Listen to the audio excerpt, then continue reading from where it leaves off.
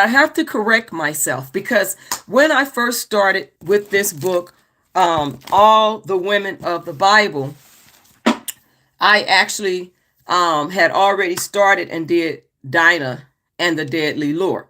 So I have to correct myself on that. So we are going to be talking about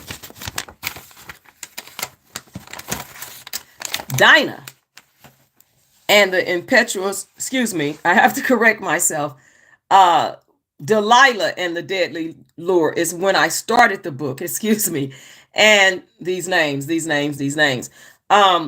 the one I started. And then I went back and started from the beginning. So Delilah and the Deadly Lure is the first video, but we are going to be talking about Dinah and the Impetuous brothers. Dinah and the Impetuous brothers. And I want to give you an overview, like I always do, a little overview of who Dinah is, and then we will get into the reading of the word, and we are going to be reading out of Genesis chapter 30, and Genesis chapter 30, verse 21, and then chapter 34 verses 1 through 31, and then chapter 46 verse 15. So let me get to Genesis, and then we are going to be talking about this. Good morning to everyone on this Saturday morning. It is early, but we are going to get through this and get the word in and some little information and some knowledge on who these women are in the Bible. And again, there are some good women and there are some bad women in the Bible. And so we just want to talk about the women. And I find this book, like I said, very interesting. And I had purchased this book some time ago, and I wanted to get to it. And sometimes, God gives you other stuff to talk about and to discuss prior. And so once I got through the Joyce Meyer series, which my church wants me to teach on out of that book, Healing the Soul of a Woman, How to Overcome Your Emotional Wounds. I hope you all have had an opportunity to view those videos. They're very good. But I will be teaching out of that book sometime this year. It's just been kind of busy because there's a lot that our ministry does and are in the process of doing. But nevertheless, we are going to get into Dinah and the Impetuous brothers. So let me just give you a little overview of that. Of the story of Dinah. Now, she was Jacob's daughter by Leah, his first wife. She was raped by Shechem, son of Hamor, the Hivite ruler, when she went to visit the women of the town. Shechem fell in love with Dinah, and his father agreed to make the match. Jacob accepted the offer, but Jacob's sons were outraged by the dishonoring of their sister. Dinah's brothers used the occasion of the circumcision of all the men of Hamar's city, a condition the sons had set for the marriage, to massacre the male population, enslaving the females. Dinah's story was referred to by Judith in her prayer to the Lord God, asking for strength to be his instrument in destroying the Assyrians who threatened to conquer Jerusalem and destroy the temple, a prayer which was answered. Okay, so we are going to be reading chapter 30, verse 21, and we are here, chapter 30, verse 21, and it says it right here. It reads as following: and afterwards she bare a daughter and called her name Dinah. Okay, and then we're going to go to chapter 34, 1 through 31, and we will get into that because that's going to be the whole chapter here. And then also 46 verse 15, chapter 46 verse 15, we will get into that as well. Okay, so let's get into that and read chapters 34, 1 through 31. I will be reading that with you. And Dinah, the daughter of Leah, which she bare unto Jacob, went out to see the daughters of the land. And when Shechem, the son of Hamor the Hivite, prince of the country, saw her, he took her and lay with her and defiled her. And his soul clave unto Dinah, the daughter of Jacob, and he loved the damsel, and spake kindly unto the damsel. And Shechem spake unto his father Hamor, saying, Get me this damsel to wife. And Jacob heard that he had defiled Dinah, his daughter. Now, Dinah, his daughter. Now his sons were with his cattle in the field. And Jacob held his peace until they were come. And Hamor, the father of Shechem, went out unto Jacob to commune with him. And the sons of Jacob came out of the field when they heard it, and the men were grieved, and they were very wroth, because he had wrought folly in Israel in lying with Jacob's daughter, which thing ought not to be done. And Hamor communed with them, saying, The soul of my son Shechem longeth for your daughter. I pray you give him to wife, and make ye marriages with us, and give your daughters unto us, and take our daughters unto you. And she said, She shall dwell with you, and the land shall be before you. Dwell and trade you therein, and get you possessions therein. And Shechem said unto her father and unto her brethren, Let me find grace in your eyes, and what ye shall say unto me I will give. And ask me never so much dowry and gift, I will give according as ye shall say unto me, but give me the damsel to wife. And the sons of Jacob answered Shechem and Hamor his father deceitfully, and said, Because he had defiled Dinah their sister.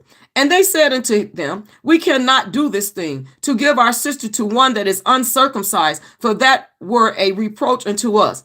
But in this will we consent unto you, if ye will be as we be, that every male of you be circumcised. Then will we give our daughters unto you, and we will take your daughters to us, and we will dwell with you, and we will become one people.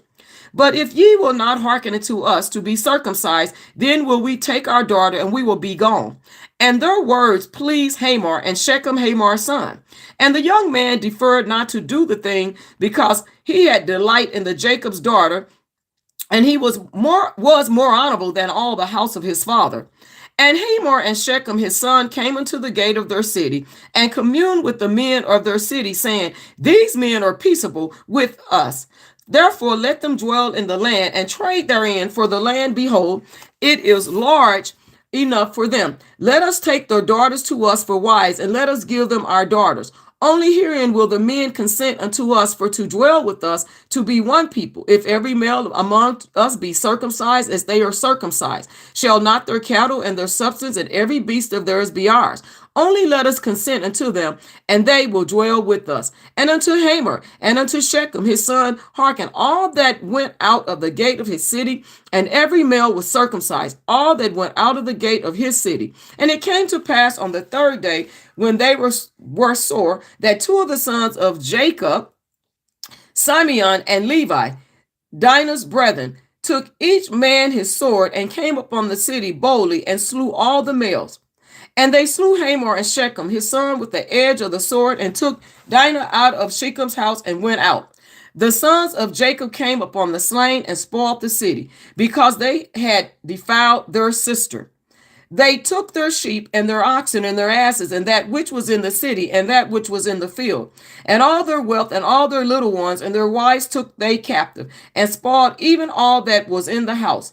And Jacob said to Simeon and Levi, Ye have troubled me to make me to stink among the inhabitants of the land, amongst the Canaanites and the Perizzites, and I being few in number, they shall gather themselves together against me, and slay me, and I shall be destroyed, I and my house. And they said, Should he deal with our sister as with a harlot? So the brothers of Dinah were very, or Dinah. I say Dinah, but I believe it could be Dinah. But the brothers were very, very upset that this happened to their sister, and very much so, as brothers having a sister, they definitely would be upset that this has happened. And I know when I was growing up with all of my brothers were very protective, and my brothers would go to battle with you. And one of my brothers, actually two of them, actually literally jacked a teenager up that was harassing me and would not leave me alone, because I did not want to be involved with him. And I was a teenager, and I didn't believe in really getting involved in relationships as a young teenager, because I definitely was a tomboy. I was into sports, and my mother was not going to allow me to date until I became 18. So I can truly understand the brothers being very upset that their sister was defiled. That, you know, what had happened to, um, their sister. So Dinah, now the daughters uh, of the land, Jacob settled near the pagan city of Shechem. He settled near that city, and rather than the home of his father Isaac, where God had commanded him to go, he later bitterly regretted his choice. Only after the tragic incident involving Dinah did Jacob finally go to Bethel and destroy all the foreign idols in his home. He went and destroyed all those foreign idols after his daughter was defiled after that. That's what he did. And so both Dinah and her parents were at fault. Jacob failed by choosing to live in close association with evil and immoral people, just as Lot had done. So he could have gotten away from that, but he did not. And so what happened is his daughter was put in harm's way. And, at the time when he could have moved away from the situation, because it goes on to say that Jacob settled near the pagan city of Shechem rather than the home of his father Isaac, where God had commanded him to go. And see, when we are disobedient, things can happen to us when we are disobedient with what God tells us to do. And Jacob was commanded to live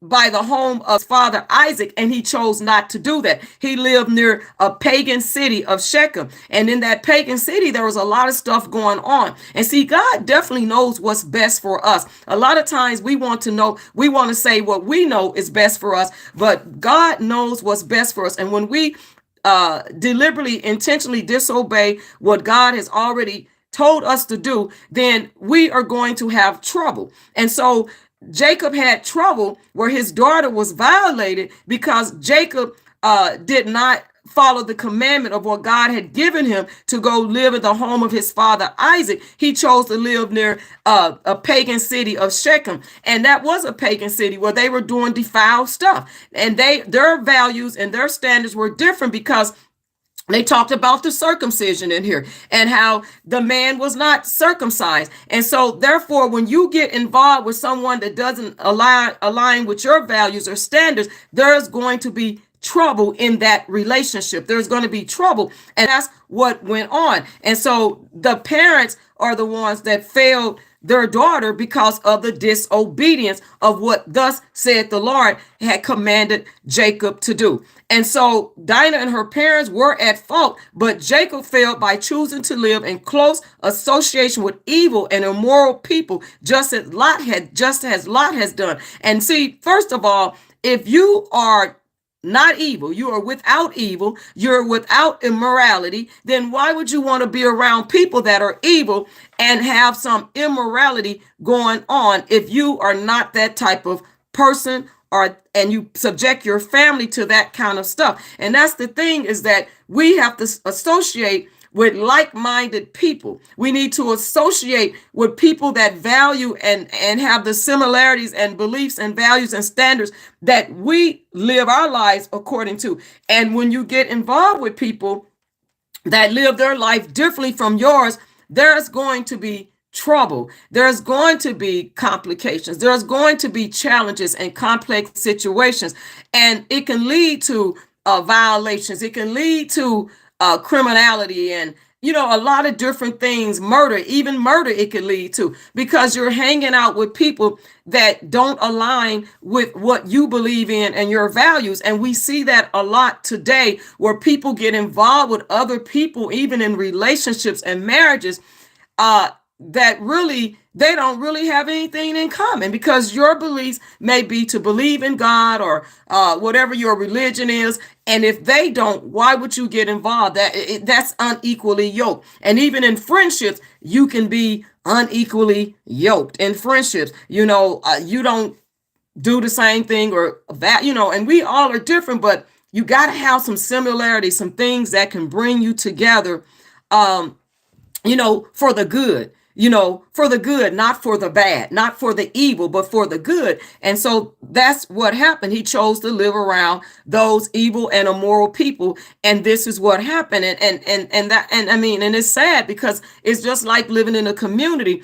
And if you have no choice where you live, but you're constantly in the struggle of what's going on around you, that is very stressful. It's very trying, and it can be dangerous in certain communities if you have no means of getting out of there. But in Jacob's case, he had a means because God had already ordered his steps. God had already given him guidance and told him where to go, commanded him, and he refused. So in his case, he had an opportunity that he chose not to take and to actually defy what God had told him. And so he failed to establish correct boundaries and rules for his children concerning their interaction with unbelievers and to supervise his children properly. And that's another thing that we see today is where parents fail to supervise their children properly. They fail to give them a sense of knowledge that can help them make better decisions and give them boundaries, and rules that we don't want you over there, fellowshipping with the pagan people. We don't want you over there hanging out with the immorality and evil people. And you can sit down and talk to your children in a language that they understand, that these are our values and this is what we see and what they value, and we do not want you over there. There are boundaries and we expect you to follow them. And so Jacob failed to establish correct boundaries and rules for his children. And they were over there interacting with unbelievers. They were over there hanging out with the pagan people that were evil and participating in immorality. And this is what the results of what happened, because you have people that are not going to do what is right all the time. And we have to protect ourselves from people that are not going to do what's right. There are people that are going to make their own decisions and they're not going to respect your beliefs or decisions or boundaries. So you have to teach your children and even yourself to have boundaries, set boundaries even for yourself, because there are people out here that don't care. And you see what happened in this case.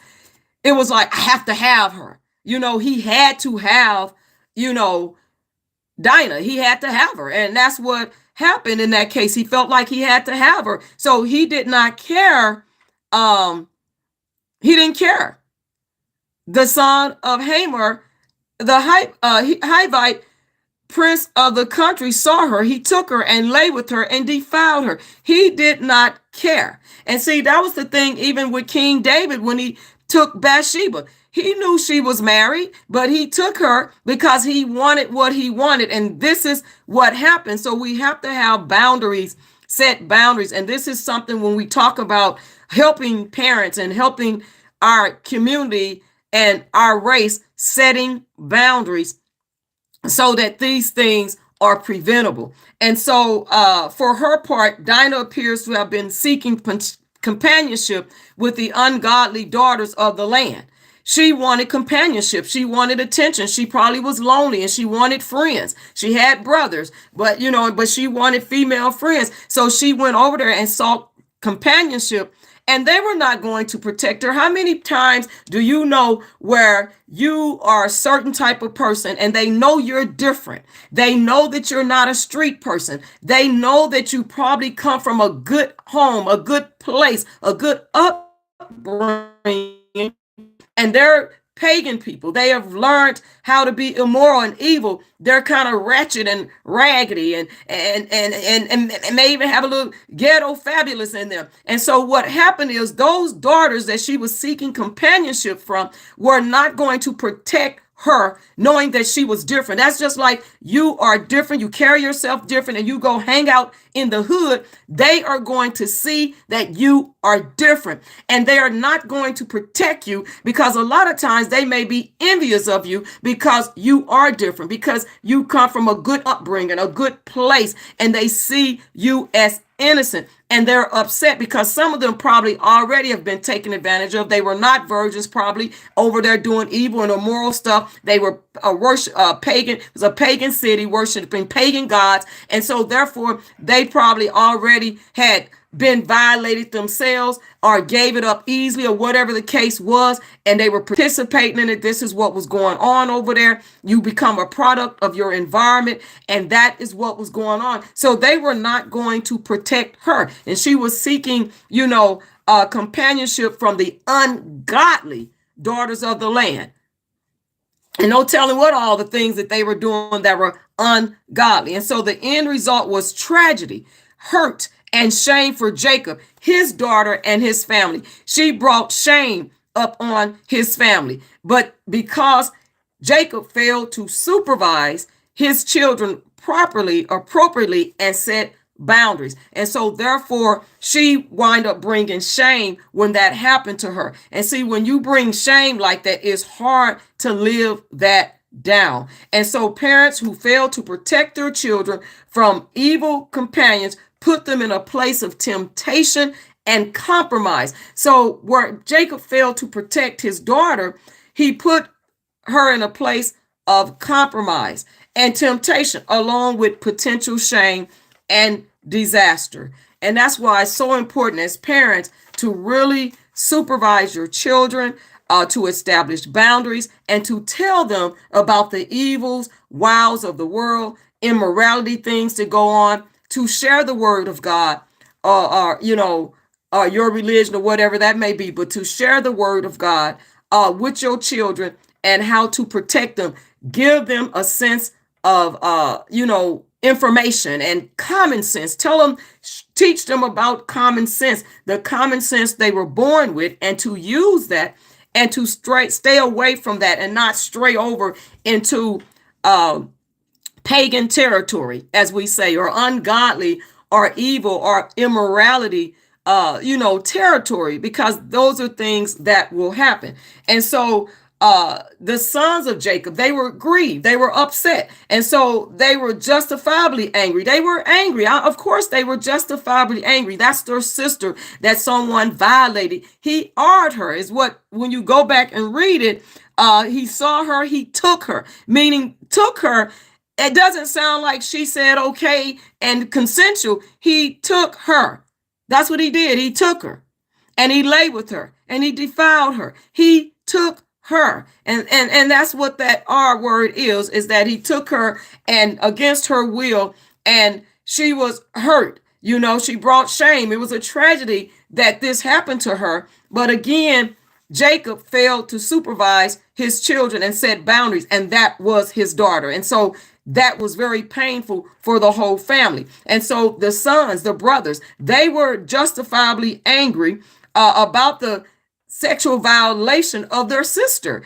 And they knew that such a disgraceful deed could not be tolerated. So they took care of what they needed to take care of. They went in, and what they did is they got vengeance. And, we look at vengeance is mine, thus saith the Lord, I will repay. But they went in and they sinned, however, by retaliating in an excessive, unjust, and ruthless manner. They went in. And see, this is another thing that we have to understand. When you violate someone, when you hurt someone, when you do something to someone else, you never know what their comeback is going to be. And so Hamor the Hivite, the son of Hamor the Hivite, Shechem, okay, when he did what he did, he didn't realize that there was going to be a serious comeback. He just obviously thought that, yeah, well, I did it, and now you can give her to me because I want her anyway. He called her a damsel, and I want her anyway, and now that I've done it, you might as well let me have her. But what he failed to realize is that you took her against her will, you awed her, you assaulted her sexually, you violated her, and you don't get to be rewarded for doing what you did. And this was in the minds of his brother. You don't get to do what you did. And just because you did it, and you think that now if they're going to let you have her and marry her, I guess to minimize the shame and the hurt. No, they were saying, nope, you cannot have my sister, even though you did what you did. You cannot have her because you violated her. And can you imagine if they hadn't have stuck up for their sister, the brothers? And that's a natural reaction. Let's be clear on that. That's a natural reaction. If you have brothers, you know that brothers will defend their sisters to the end. And it's a natural reaction. I know my brothers would defend me to the end. It's a natural reaction. But one thing that I didn't do is put myself at risk for them to have to always fight my battles. I didn't, and I listened to them when they told me about certain boys, that were older than me, that were trying to date me and things. I listened to them. Because, it's important to listen to your brothers. They're protective, and you don't want to put them in a situation where they might get hurt or harmed or even murdered themselves defending you for some mistakes that you could have prevented, for things that you could have set boundaries and not went there. So that's so important, as for very, very important, very important. And so they actually was ruthless, honey, ruthless manner. They were unjust, and they used excessive, retaliation against Shechem, and everything, and Hammer, the Hivite. They used a lot. They made sure, because that, they were very angry. And so they went in, because verse 7 right here, it says, and the sons of Jacob came out of the field when they heard it. They came out of the field. See, they were out there working in the field, and they said, oh no. When they heard it, they came out of the field. They stopped tending to the cattle or whatever they were doing in the field, which were in the tending in the cattle in the field, because they were out there with the cattle in the field. Because see, Jacob held his peace until they were come. But verse 6, and Hamor the father of Shechem went out into Jacob to commune with him.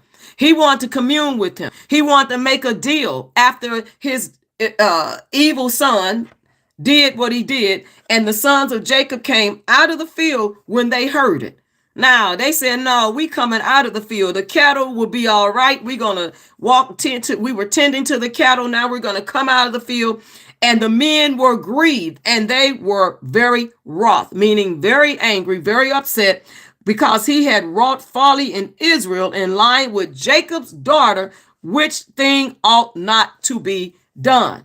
And Hamor communed with them, saying, the soul of my son Shechem longeth for your daughter. I pray you give her to him to wife. Now, he said his soul was longing for her. Now, wait a minute. You didn't even know this young woman until she went over there and was seeking companionship, but you didn't even know the young woman. You didn't know this girl. And how can your soul be longing for her? But see, you got a taste of her when you awed her, and then your soul is longing for her. Come on now. This is what the father is saying. He's up here defending his son instead of apologizing and saying, you know what, my son was wrong. And I don't know how I can ever repay you for what my son did. He violated her. He crossed boundaries. He's over here saying, the soul of my son Shechem longeth for your daughter. I pray you give him to wife, right? And make ye marriages with us, and give your daughters unto us, and take our daughters unto you. And it says, and ye shall dwell with us, and the land shall be before you. Dwell and trade you therein, and get you possessions therein. And Shechem said unto her father and to her brethren, let me find grace in your eyes, and what ye shall say unto me I will give. Ask me never so much dowry and gift. I will give according as ye shall say unto me, but give deceitfully, and said, because he had defiled Dinah, their sister, and they said unto them, we cannot do this thing, to give our sister to one that is uncircumcised, for that were a reproach unto us. Okay. But in this will we consent unto you, if ye will be as we be, that every male of you be circumcised. So they were trying to, do some things that would have them to basically to they wanted some change in them. They didn't want them to be, they were ungodly people. They were ungodly people. The pagan city of Shechem was ungodly. They were evil. They were participating in immorality, and they didn't want to mix with that. See, unequally yoked. They didn't want to mix with that. So they were like, well, if you do this, if you get all of the men over there, everybody becomes circumcised, the males, and then we will give our daughters unto you, and we will take your daughters to us, and we will dwell with you, and we will become one people. And see, it's kind of hard to do that because those people have been living a certain way. And see, they have to be willing to acknowledge what they were doing and how they were living. And they have to be delivered, repent of that stuff they were doing. And God has to cleanse people's hearts, and deliver them from the evil and immorality that was going on. Just like with Lot's wife, where they were at. And Lot told him to leave. And he told Lot's wife not to look back. And she looked back. And you see what happened to her when she looked back. God didn't want his people around that type of immorality and evilness. That's not what God wanted for his people. Nor did he want the, all of that paganism that was going on and stuff like that. And why you think about like the children of Israel, when they were disobedient and things like that. I mean, it was horrible. And so God, he wants best for his people because it's God's idea to want best for his people. And so they were like, that's not what, we can't mix with that. We can't mix with the circumcision and the uncircumcision. We can't mix with that.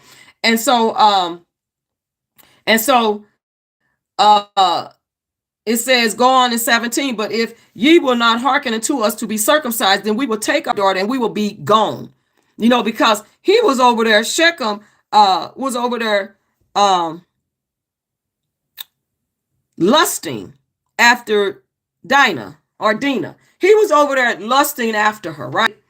Over there lusting after her, because it says the soul, the soul of my son Shechem longeth for your daughter. You didn't even know her like that. And then how can you long for her? See, let me say this. If someone violates you in that manner, more than likely he was going to continue to violate her and have no boundaries if they had have went along with that. He would have continued to do that, and it would have been a form of control, and he would have abused her because that was a form of abuse from the beginning. And he took what he wanted.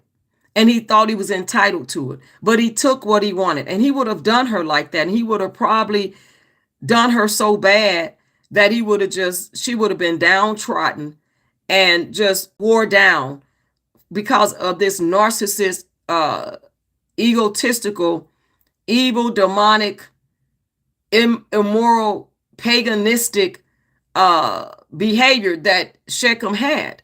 And you could tell that, and there was no apology for what he had done. And the father wasn't trying to apologize. He basically was like, give my son, please I pray you give him to wife. Now, the thing is, you're praying about something that, no, God is not pleased with that. Your son violated her, and now you want to pray about it?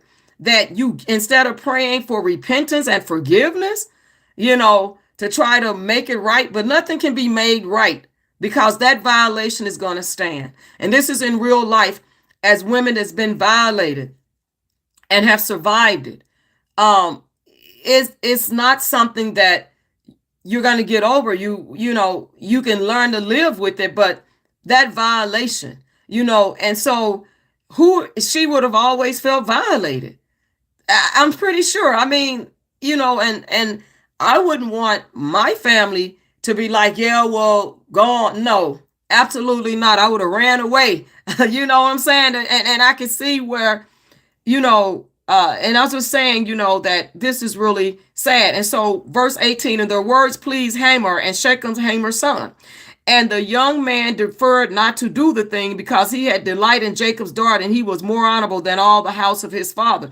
And Hamor and Shechem, his son, came into the gate of their city and communed with the men of their city, saying, these men are peaceable with us. Therefore, let them dwell in the land and trade therein, for the land, behold, is large enough for them. Let us take their daughters to us for wives, and let us give them our daughters. Only herein will the men consent unto us for to dwell with us, to be one people, if every male among us be circumcised as they are circumcised. Now, shall not their cattle and they go on and talk about that.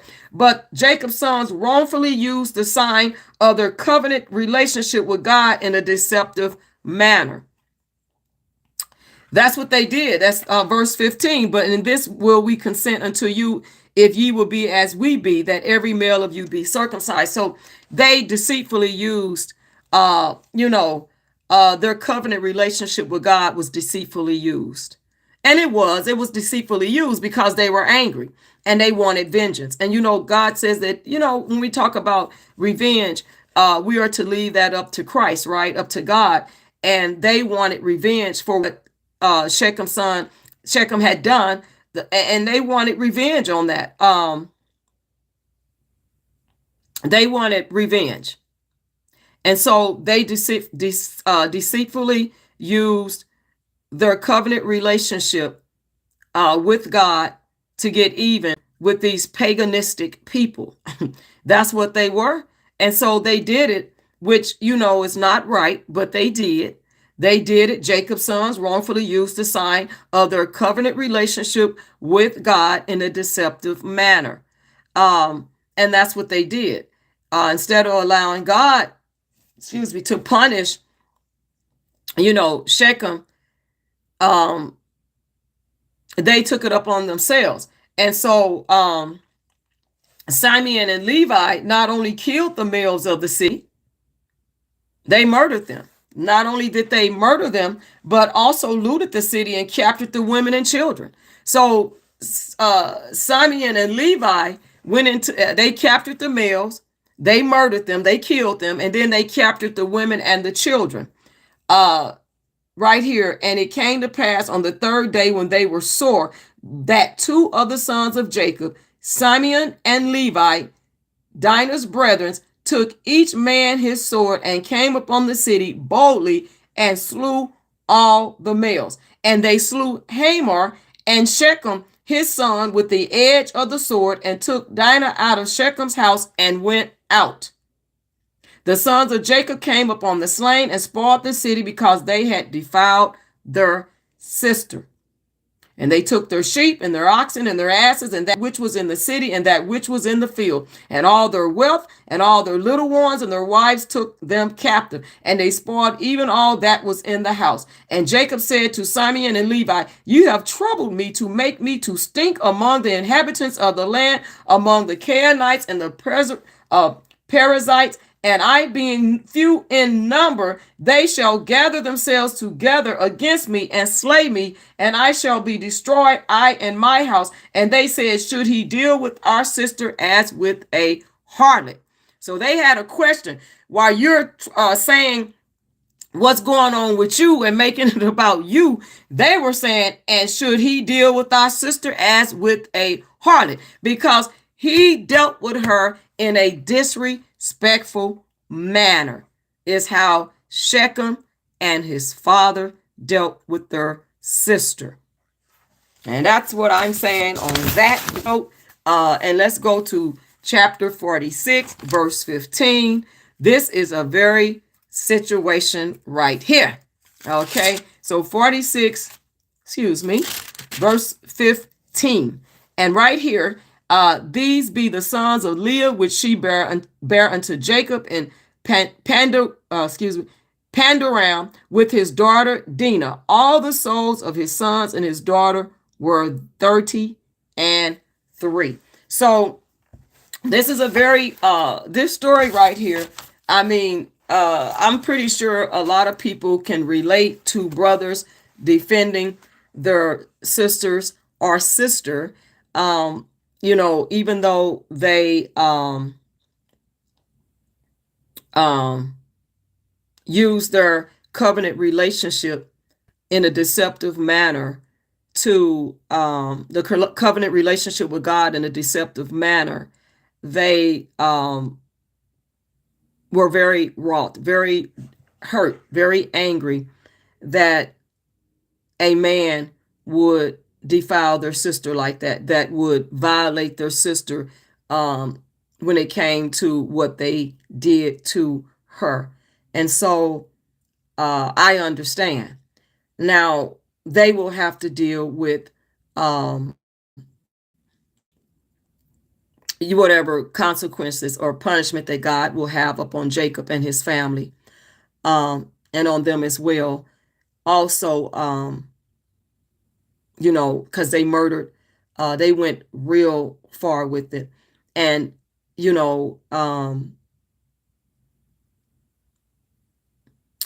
I was saying earlier that we never know what someone's comeback is going to be when someone has defiled or hurt someone else. We never know what their comeback is going to be. And I think it's very important to treat people as you want to be treated. And if you don't want to treat people with respect, then maybe you want disrespect. And that's what you're probably going to get when you do the things that you do and think that it's okay to do those things and get away with those things, because you still never know what someone's comeback is going to be. And Shechem didn't know what their comeback was going to be. And that's the thing. You can't control people's actions. They couldn't control Shechem's actions, and Shechem and Hamor the Hivite could not control Simeon and Levi, Jacob's sons' actions on how they were going to come back or pay back what they did to their sisters.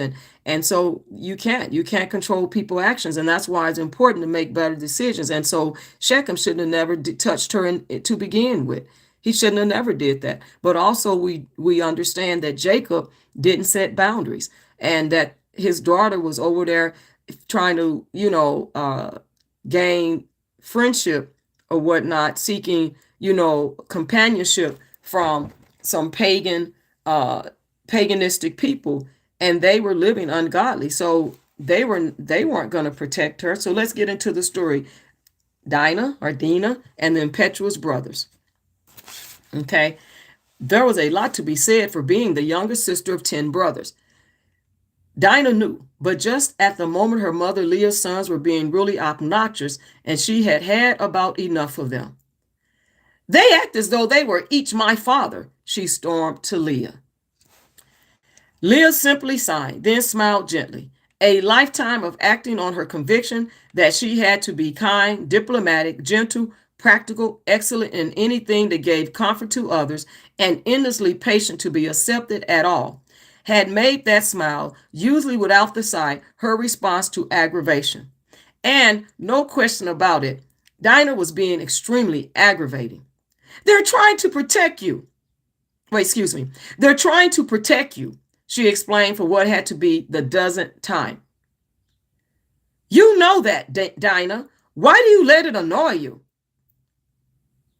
And you? Dinah returned with a sudden smile. I'm sorry, Mother. I know I'm being really annoying about this. Then why don't you stop?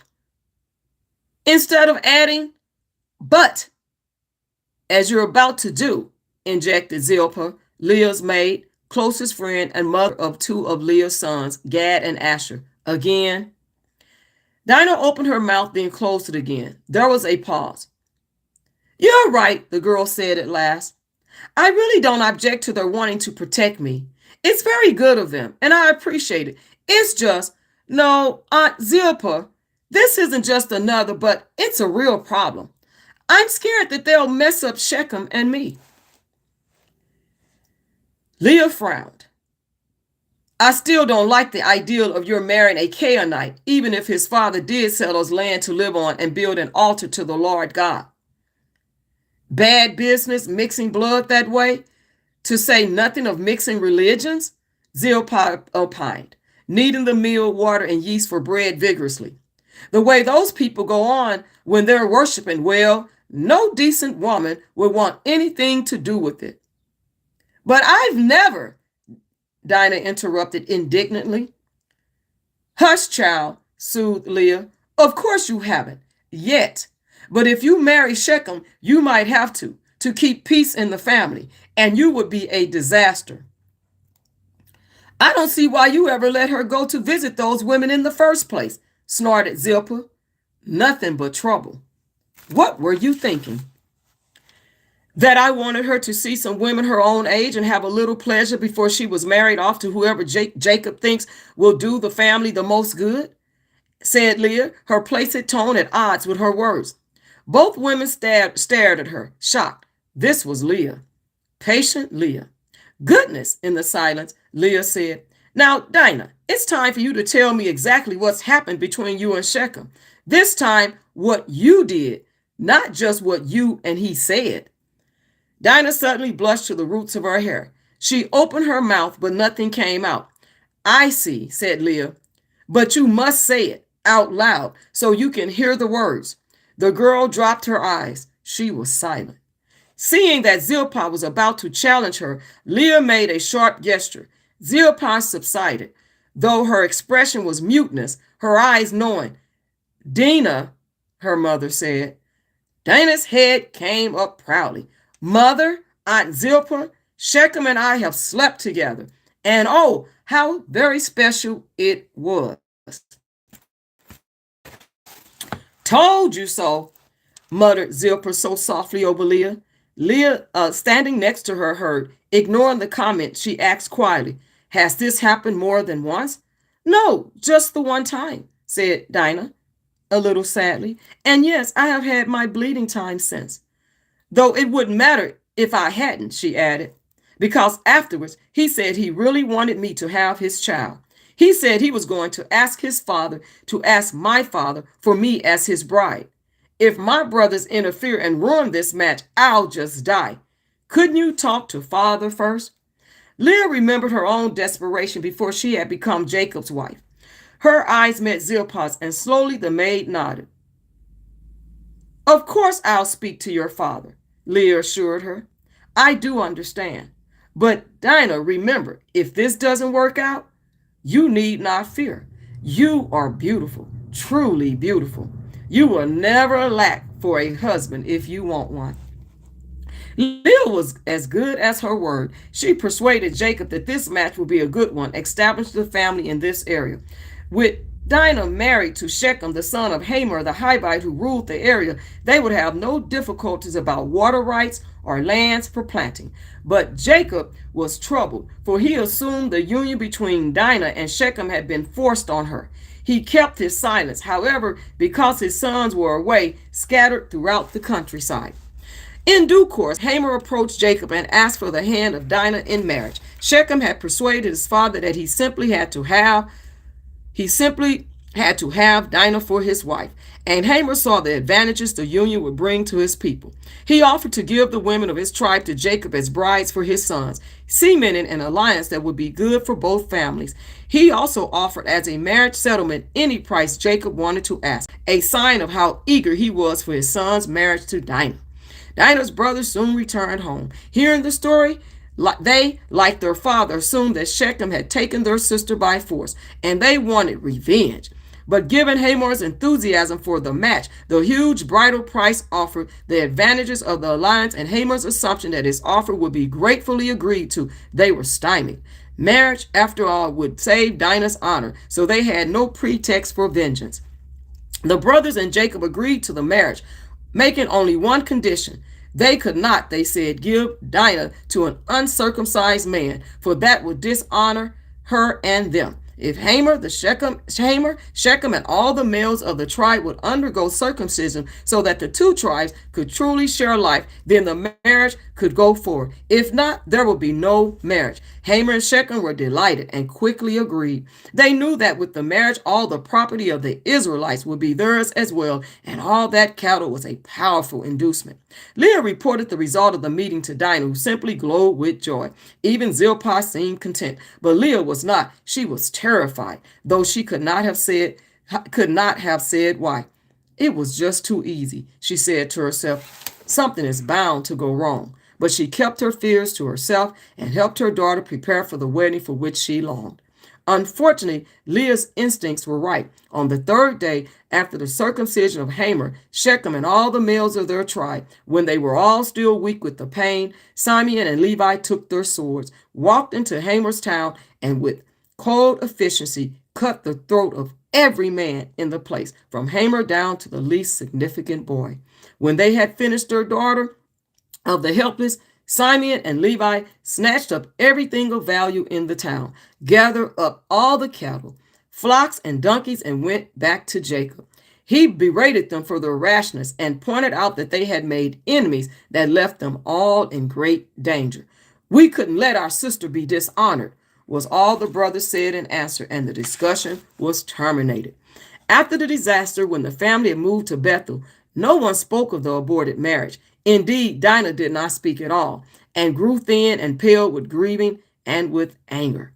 Leah and Zilpah tried for weeks to comfort her without success, and they began to fear she would die. Finally, one late afternoon, they confronted her together. You've got to stop this nonsense, Zilpah declared. Silly girl, nothing happened to you except that you didn't get married that foreigner who was no better than he should be. If you ask me, you should be ashamed of yourself, drooping around this way. No, Leah, she added, don't interrupt. You've been too soft on her, and look at the consequence. No more use than a dish rag. Shame on you, Dinah. Dinah sat down suddenly, her mouth open in shock. Aunt Zilpah, she said, Aunt Zilpah, Simeon, and Levi went and murdered my Shechem, his father, and all the men of the town, when Hamor had already agreed with father for the marriage, my marriage, and they had all had themselves circumcised, as my dear brothers had demanded for the bridal price. And for what? They're the ones who ought to die, and I'm the one whose life has been cut off. Cut off? Snorted her aunt. You're still solid enough, my girl. You'll get another man to marry. They thought you had been raped by Shechem, Dinah, not that you had willingly slept with the man, said Leah in an unusual edge on her voice. I didn't tell them different. Jacob didn't tell them different. Zilpah didn't tell them different. Did you? Of course not, said Dinah. But why did you? I thought. You did nothing of the kind, declared Zilpah. You felt, lusted, maybe loved, but you didn't ever think, not through this whole thing. Now what do you suppose would have happened to you if your mother or your father had told them that your favorite baby sister had slept with a Canaanite like a common whore? The color drained from Dinah's face. Right, Zilpah said. They'd have killed you on the spot, and there's nothing anyone could have done to stop them. Leah nodded. So we didn't, and they accepted the marriage, seemed to think it was a good thing. Simeon and Levi, though, didn't, Dinah finished. Then she sighed. I think I've cried every tear I'll ever cry, she said softly. I loved Shechem. I really did. But it's over, isn't it? And there's nothing any of us can do about it, is there? Not even Simeon and Levi. Except you go on, Leah, remembering the morning after her wedding and the look on Jacob's face. Simply go on. Will you, daughter? Yes, said Dinah. Now, in the Bible, it says that Shechem raped her. And nowhere in chapter 34, that it says that she was all for it. You know, the marriage and all of that stuff. There's nowhere in there that it said that she was all for the marriage. And see, according to scripture, Shechem, he pushed himself on her. He forced himself upon her according to the scripture.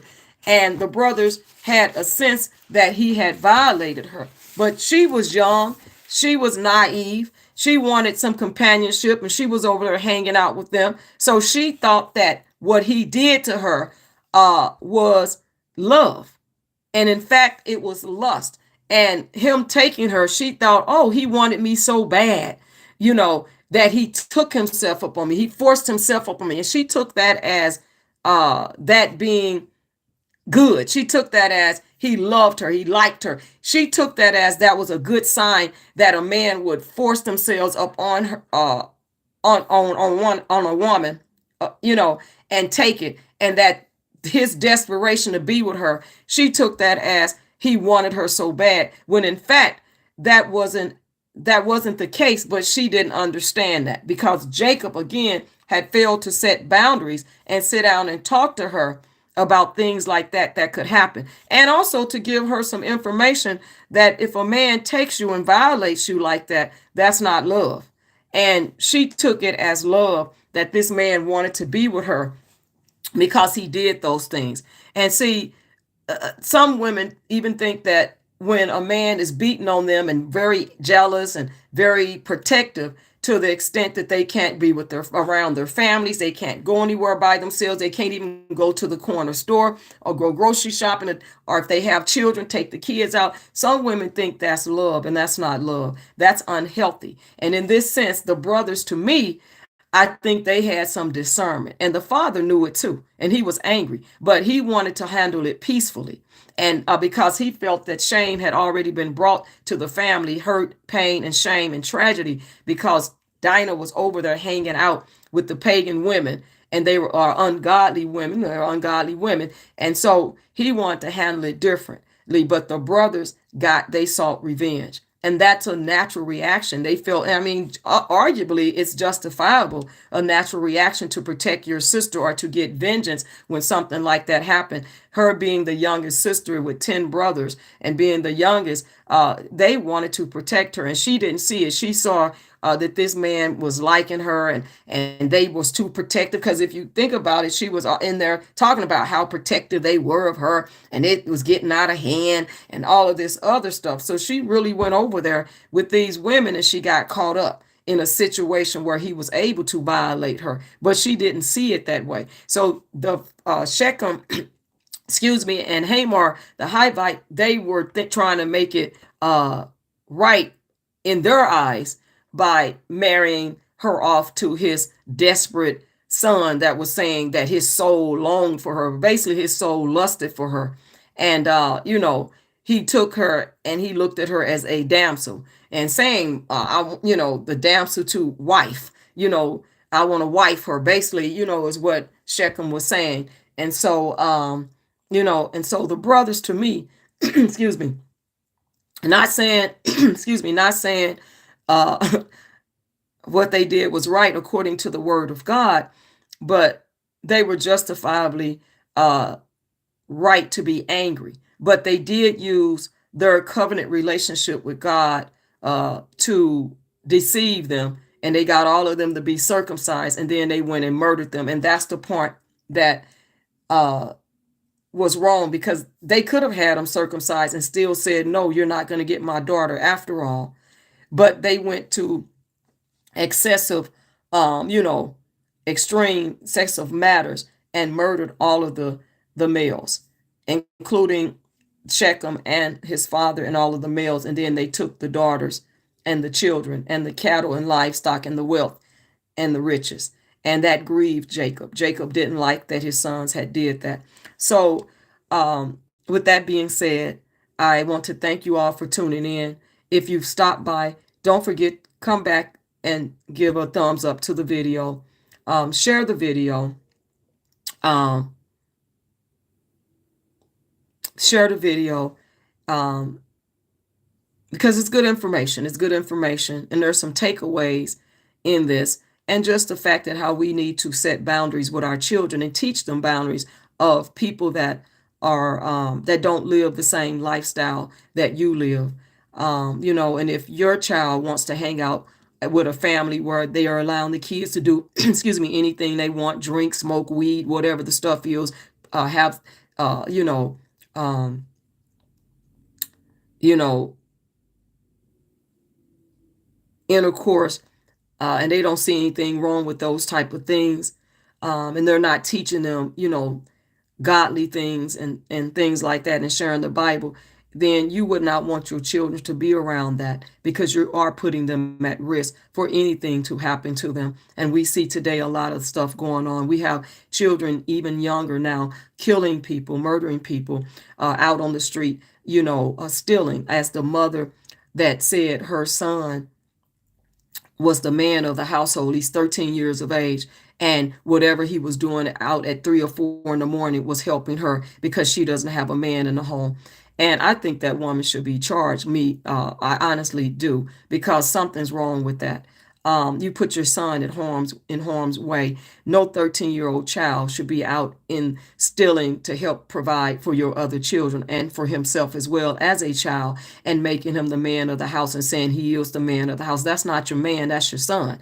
And you, as an adult, made some decisions that you need to raise your own children, whether there's a man in the house or not. And so she didn't set boundaries for her son. What she told him was he was the man of the house, this 13-year-old that was recently killed, and that he was the man of the house, and he was out here helping provide, get stuff, and he was out here basically stealing and committing crimes to help her. So she should be charged. And I stand on that, whether people agree with that or not. That woman, that mother, needs to be charged, and all her children need to be taken from her, because she's not a good mother. And she definitely needs to be charged. That is wrong. That shooter that shot him, they're charging him, and they need to charge her for neglect, for child abuse. Something's really wrong with our judicial system if they don't charge her. And then we see, like the 17-year-old woman that was filming another female in a restroom in a high school, and they arrested her. What is that all about? Why are you filming? You a student and you're filming another student. And we used to see adults doing it. Remember in Vegas and other places, filming in casinos and women restrooms, and putting cameras up, and janitors putting cameras in restrooms of young girls and boys. But now we see 17-year-olds doing it as well. And so obviously there's a lot of lack of parenting and, you know, uh, going on, setting boundaries, and establishing, uh, you know, rules for your household and with your children. It just seems that children are running rampant. And I know that parents cannot be with children 24/7, because a lot of parents have to work and provide, and there's a lot of single parent homes. But at the end of the day, you still are responsible for your children, and nothing should come before your children, not even a job. And that's what's happening with a lot. And maybe some of the families don't, maybe the women don't work. I don't know that. I cannot say that. So I'm not going to say that. But if you are a person that doesn't work, where's the supervision of your children? And why are your children lacking boundaries and guidance? And they're out here in the street, and they're doing all type of things, going to schools, doing things, killing people, getting guns. It's just too much going on, where there's a lack of boundaries, lack of supervision, lack of just sitting down, having conversations with your children, asking them, how did your day go? What's going on with you? Who did you meet? Any new friends? Who is it? People I don't know? Because that's another thing. When Dinah was going over there, she wanted companionship from those pagan people, those ungodly daughters over there in the city, over there, excuse me, in that pagan city where Shechem and Hamor the Hivite resided. And so she was over there seeking attention, and it wasn't the type of attention that she should have been seeking, because the values and how they lived their life and standards was godly over there with Jacob. But she was over there seeking something outside. And if you remember, I read the story about T.D. Jake's daughter, the one that's actually he handed the reins over. She is a first lady and married to a pastor at a church in L.A., unless they've relocated, but that's where she was at with her children.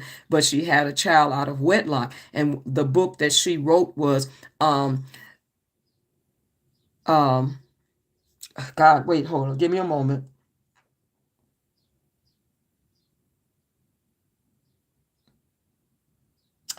Oh gosh, give me a moment, because I got to think about it. Basically, oh my gosh, I can't even think of her book, but it's she found attention, in the world. She wrote a book, and I please, I can't even think of it right now.